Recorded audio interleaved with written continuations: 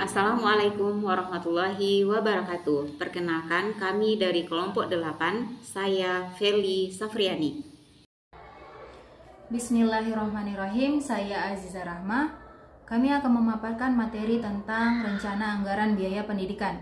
1. Konsep dasar perencanaan pembiayaan pendidikan.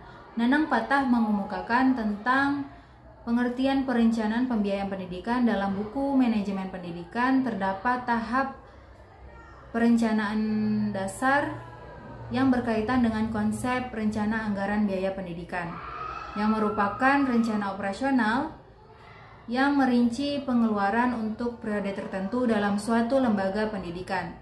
Selanjutnya, tujuan dan fungsi perencanaan pembiayaan pendidikan.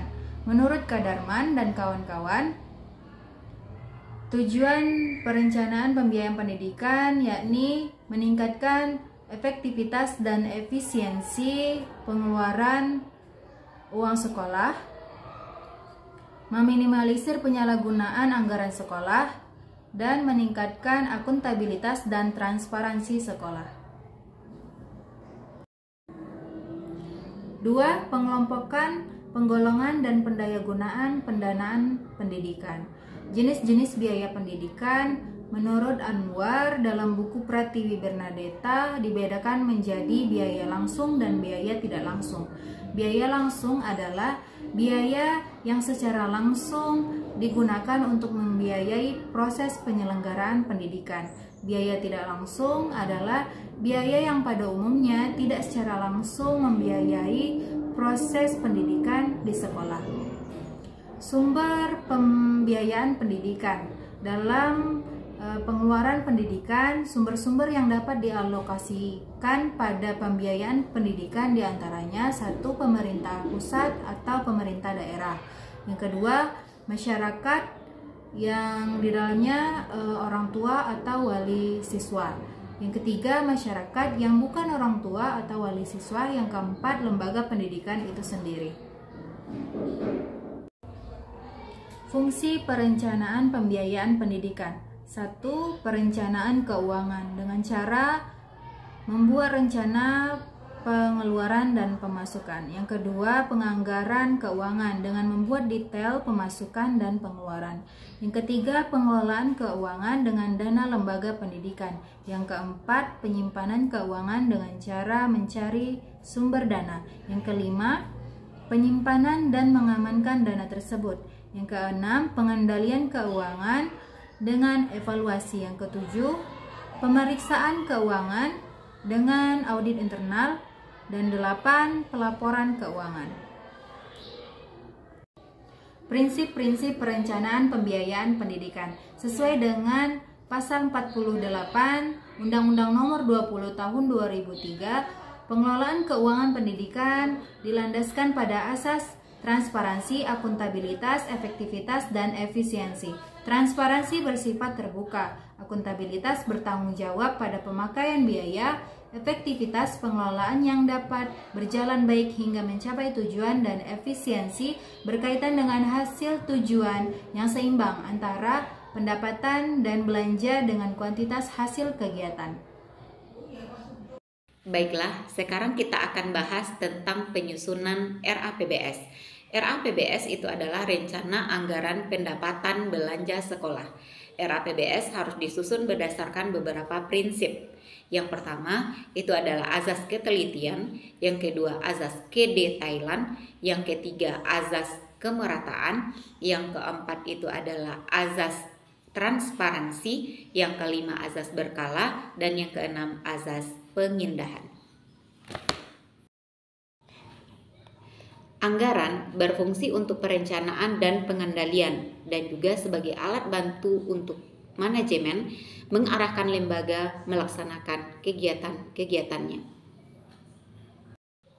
Anggaran mempunyai manfaat dan fungsi yang dapat digolongkan menjadi 3 jenis. Yang pertama yaitu sebagai alat penafsir untuk memperkirakan besarnya pendapatan dan pengeluaran. Yang kedua yaitu sebagai alat kewenangan. Dengan adanya anggaran anggaran, maka ini bisa dijadikan kewenangan untuk mengeluarkan dana. Dan yang ketiga yaitu sebagai alat efisiensi. Kita bisa membandingkan kegiatan-kegiatan yang berjalan dengan perencanaan.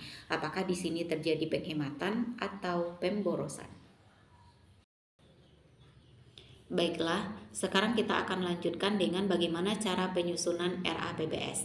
RAPBS yaitu harus disusun mengikuti 6 strategi. Yang pertama, penyusunan anggaran harus mengikuti suatu pola pengambilan keputusan yang masuk akal dan meliputi seluruh komponen. Yang kedua, menetapkan tujuan lembaga, baik itu tujuan jangka pendek, tujuan jangka menengah, dan tujuan jangka panjang. Strategi yang kedua yaitu adalah menentukan keahlian, kemampuan, pengetahuan, dan keterampilan yang harus dimiliki oleh setiap kelompok. Yang ketiga, merespon setiap peluang dan tantangan. Yang keempat, membangun komitmen dengan semua pihak. Dan yang kelima yaitu menentukan tingkat kontribusi dari setiap input pendidikan yang dikenakan biaya terhadap mutu pendidikan.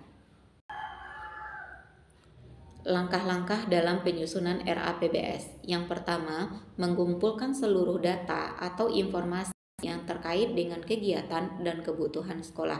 Yang kedua, mengidentifikasi kebutuhan dan disesuaikan dengan program dan kegiatan yang akan dilaksanakan. Kemudian yang ketiga, memilih sumber pendapatan untuk membiayai kegiatan tersebut. Kemudian yang keempat, menyusun rencana anggaran. Kemudian yang kelima, menyusun laporan RAPBS. Penyusunan laporan RAPBS merupakan langkah penting dalam penganggaran pendapatan dan belanja sekolah, bukan hanya sebagai bentuk pertanggungjawaban, tetapi lebih kepada pengawasan dan evaluasi agar penggunaan dana sekolah dapat berjalan dengan baik. Langkah-langkah dalam penyusunan laporan RAPBS. Yang pertama, mengumpulkan dengan seksama seluruh pendapatan dan belanja sekolah. Yang kedua, mengorganisir dan menyusun data sesuai dengan format yang disediakan. Yang ketiga, laporan harus meliputi semua aspek mulai dari pendapatan, alokasi dana, pengeluaran, dan rencana penggunaan dana. Kemudian yang keempat, menyampaikan laporan RAPBS kepada pihak terkait. Kemudian yang kelima, pihak terkait akan menganalisis laporan tersebut. Kemudian yang terakhir itu adalah evaluasi dan pengawasan. Demikianlah pemaparan kami tentang rencana anggaran biaya pendidikan. Semoga informasi yang disampaikan bisa bermanfaat bagi kita semua. Kami sudahi dengan Assalamualaikum warahmatullahi wabarakatuh.